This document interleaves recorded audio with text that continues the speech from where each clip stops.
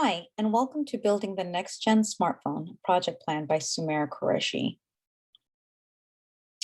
My name is Sumera, and I'm so glad I got to work on this new endeavor to create the revolutionary Next Gen smartphone. My background entails over 18 years of professionalism as a program and project manager within the intelligence field and global policy advisement. Part of my leadership skills were honed by my service in the US Army, but most of it is part of my character growing up as the eldest child of immigrants. For this project, I was allowed to hand select each member of my core team.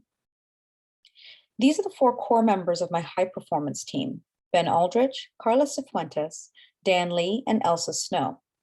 With their skills, we were able to establish clear goals, define roles and responsibilities, and effective communication, all great qualifications of a great HPT structure.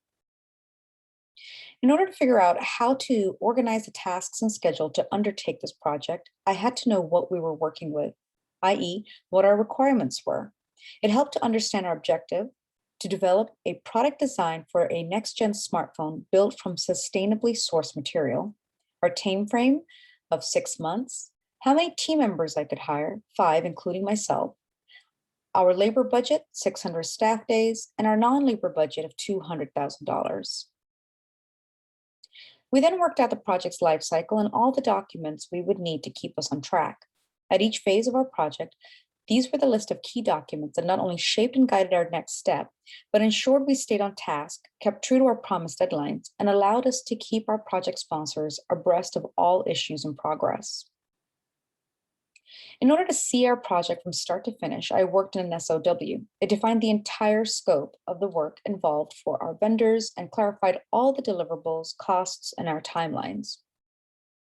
I also created a work breakdown structure. This flowchart enabled me to make this project more manageable.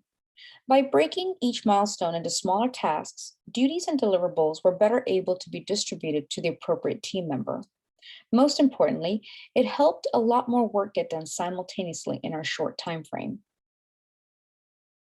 With the help of MS Project, I created and utilized a Gantt chart and a network diagram not shown due to the size of the document. They enabled me to visualize a sequential and logical relationship between tasks. The Gantt chart provided me with a visual depiction of our project schedule to include the resources, milestones, tasks, and dependencies.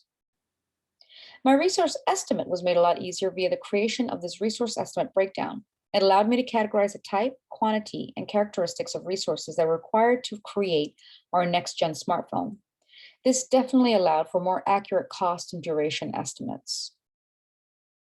In order to delegate roles and responsibilities, I worked on a RACI matrix. I mapped out all major steps of our project in detail to avoid any confusion or misunderstanding.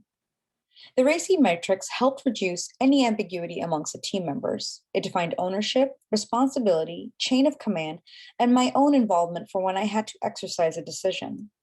It was very useful in integrating the deliverables from the WBS and helped set the expectations for the people in our core team. The communication plan allowed for control over the project and ensured all stakeholders received the necessary information that specifically pertained to them. Ben, Carla, and I set a standard for how we would communicate with the team: email, meetings, phone chat groups, or telephone calls. All other major conversations that entailed decision-making and/or changes were made via documentary-style methods such as email or memorandum for records, and required read receipts and logged updates to our project plan.